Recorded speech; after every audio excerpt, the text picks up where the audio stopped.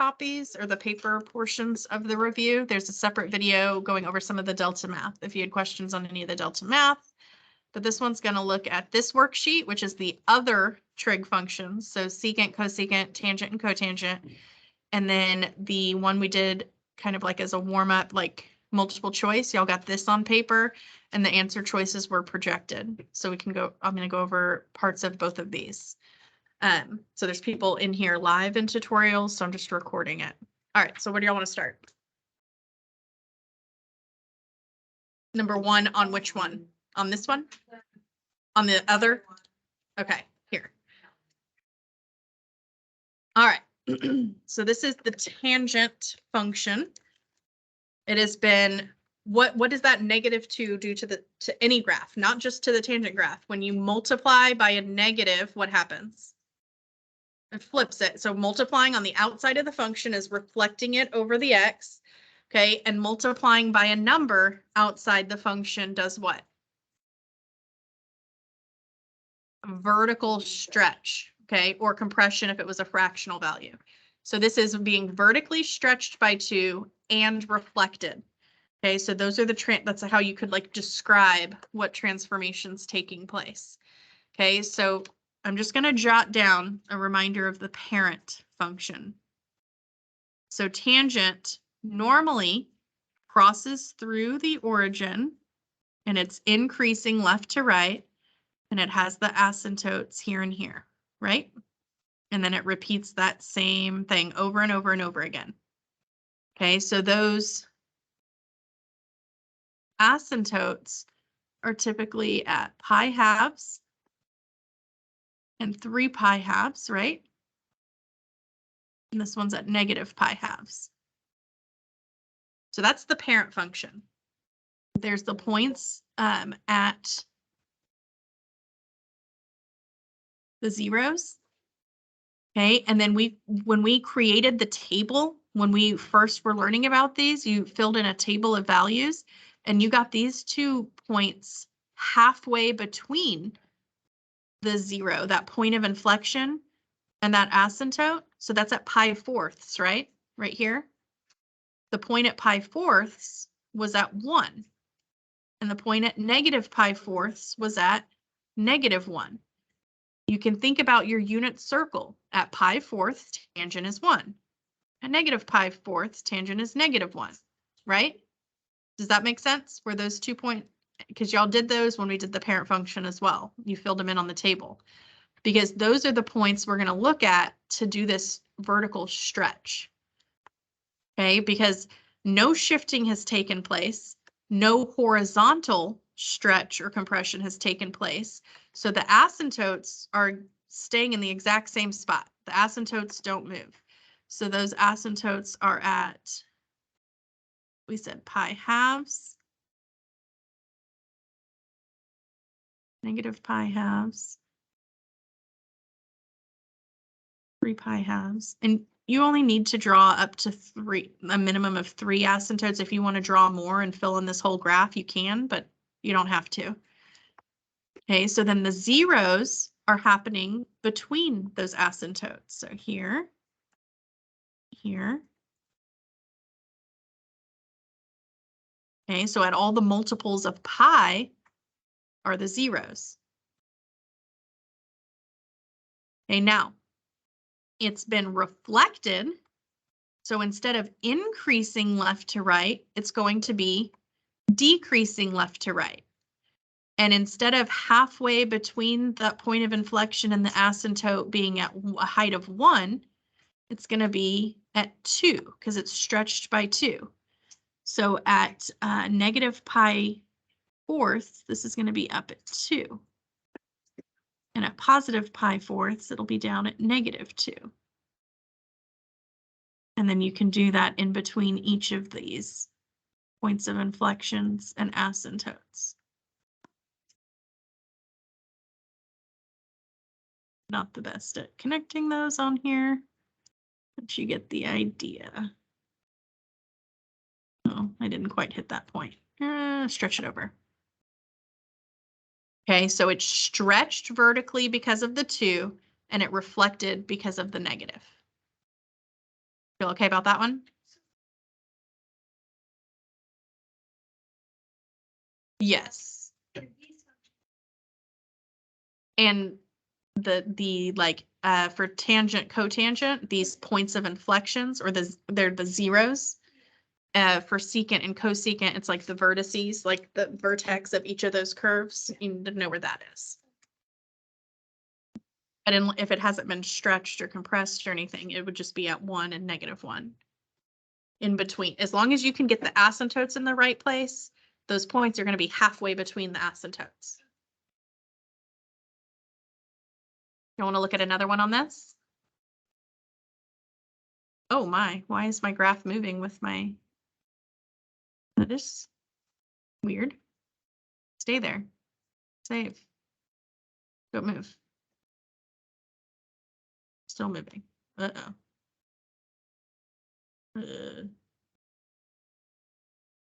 That is weird. I might just have to erase this since it's trying to move with my graph. I don't know what's going on. Yeah, we can do 2. Let me get rid of this.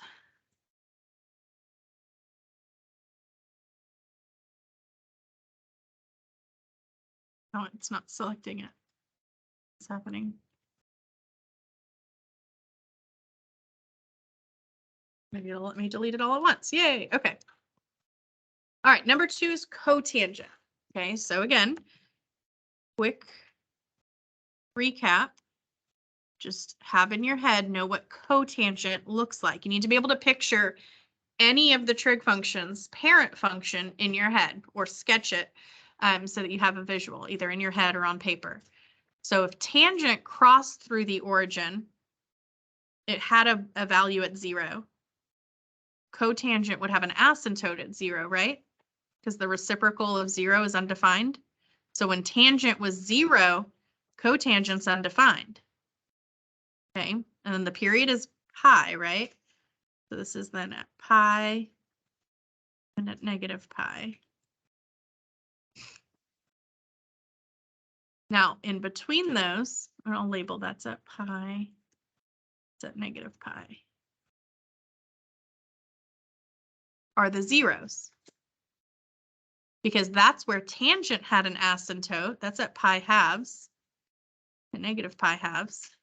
Tangent had asymptotes there, it was undefined, but cotangent will be 0, because 0 and undefined are reciprocals. Now the other difference is cotangent decreases left to right instead of increases. So the curve looks like this. So far, so good? That's the parent function. So what's happening to it here, no vertical stretch because there's no A, it's not reflected. Okay, no B value being multiplied in front of X, so no horizontal stretch or compression. The only thing here is this minus pi halves. So remember, adding and subtracting shift the graph. If it's an add or subtract on the outside, that's a vertical shift. This one's on the inside, so this is a horizontal shift, and it's the opposite, so it's to the right. So this is a horizontal shift of pi halves. So positive pi halves is the shift, to the right pi halves. So each of those asymptotes are shifted over pi halves. So what was at the y-axis is now over. Man, this scaling is, I wish they would have not made it so tight here. Okay, but pi halves here. This asymptote was at pi, but it's shifted over to the right, pi halves. So it's going to be at 3 pi halves. It's shifted here. Oh, wait. What in the world? This scaling is messed up. You'll see that? They have the first tick mark is pi, but then the third tick mark is 2 pi. That's weird. That's not evenly scaled, which is strange. I'm going to fix the scaling on this one. This one was scaled normally, or, at least evenly, I should say. This one is not scaled evenly. Did anybody notice that? So I'm going to make this pi halves, pi, 3 pi halves, 2 pi.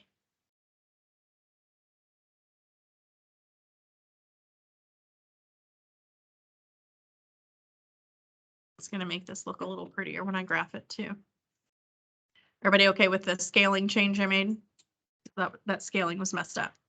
All right, so again, the original asymptotes for the parent function of cotangent, it's here at the y-axis. So that's going to shift over pi halves. So it's going to be here. Okay, this one that was at pi is going to shift over pi halves, which will put it at 3 pi halves. Okay, this one that was at negative pi is going to shift over pi halves. So it's going to be at negative pi halves. So there's where those 3 shifted. You can see they all shifted slightly to the right. Okay, that's the only change, which means all of those points also shifted pi halves to the right. So instead of being at negative pi halves and positive pi halves, it's now at 0 and pi.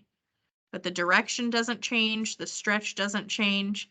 So halfway in between those, is still at the 1, negative 1. So it's this shape here.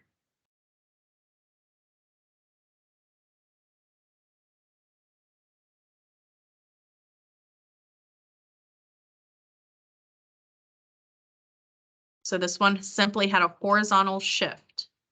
When we did number 1, it was a reflection and a vertical stretch, but no shift. On the other one, yeah. So 12, I know I mentioned this in 6th period. I don't remember if I mentioned it in 3rd. If you look at these choices, notice how they start kind of basic, like just like 1 or 2 changes, and then there starts to be more and more and more. The ones like these last ones, these definitely got harder on the back. For the other trig functions, like this cosecant that has 3 or 4 transformations, and this cotangent that has 3 or 4 transformations, you are not going to have one like that on the test. Okay, you need to be able to do sine or cosine with maybe 3 or 4 changes, or be able to, if it's given, like identify what those numbers mean, but you're not going to have to write the equation of the graph with that many changes or graph something with that many changes. Does that make sense? Okay, but so we can look at that one.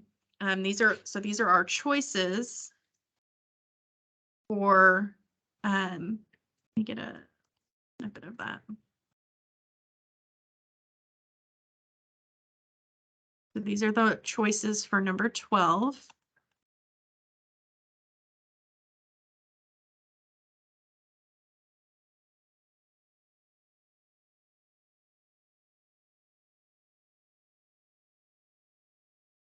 Okay, so looking at the graph of 12 and the choices. So first of all, they all say cotangent because they're decreasing left to right. That could be cotangent or it could be tangent reflected, a negative tangent. But that's eliminated. It's not negative tangent because all of our choices are positive cotangent. So that's good. Okay, so we're looking at a cotangent graph. They all have a b value of 2. Okay, so that's telling us our, remember, tangent and cotangent's parent function period is pi. So you do pi divided by b. So pi divided by 2. That's our new period. So pi halves, which it doesn't eliminate any because they all have pi halves as the period. So the distance between asymptotes here, that's at pi fourths and, or excuse me, negative pi fourths and pi fourths. So it's a distance of pi halves between asymptotes. Okay, they all have the vertical shift up 2. So the points of inflection are up here at 2 instead of on the x-axis. So the only differences are the vertical stretch versus compression. So getting taller between those versus getting closer together. So looking between the point of inflection. So I'm going to just pick one here. Let me see. Will it let me write on this?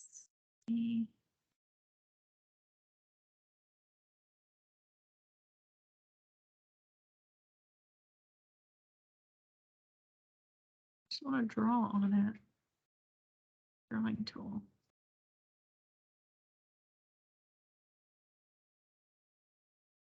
Okay, so a point of inflection. That's not, oh, there we go. Okay, so here's a point of inflection, right? And then here's an asymptote at the next one over.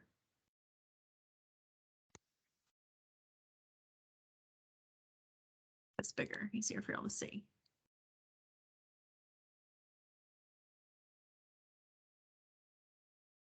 Go away. Okay, so from this point of inflection to this asymptote, halfway in between those, okay, so here I'm 1, 2 units down from the point of inflection.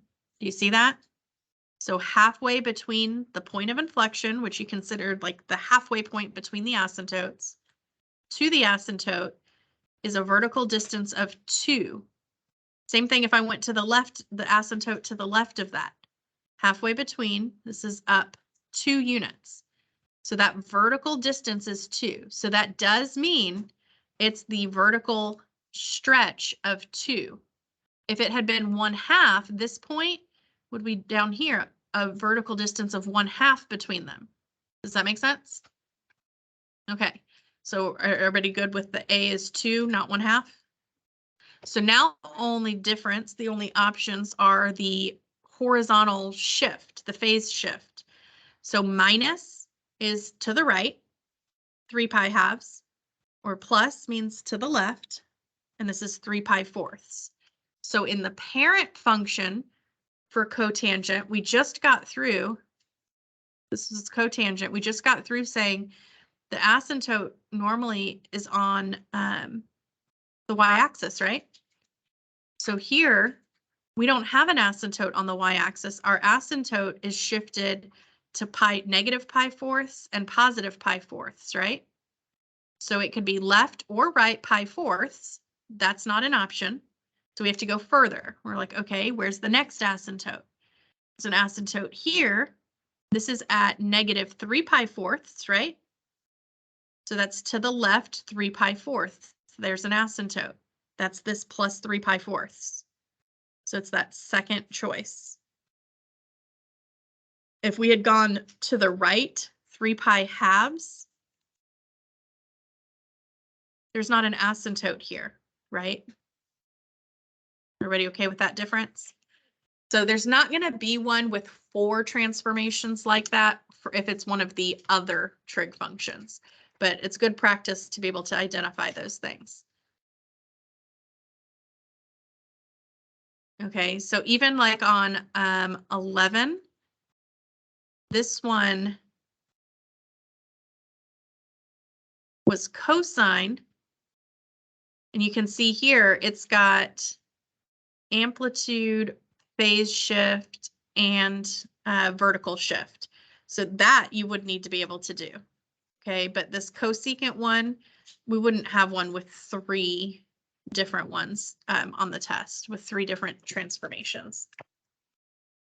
Do you want to go over any of the others on this one or on that other worksheet or any of the Delta math? You'll feel a little better about it? Okay. So yeah, that's tangent and cotangent that we did there. Okay, I'm going to stop this video then.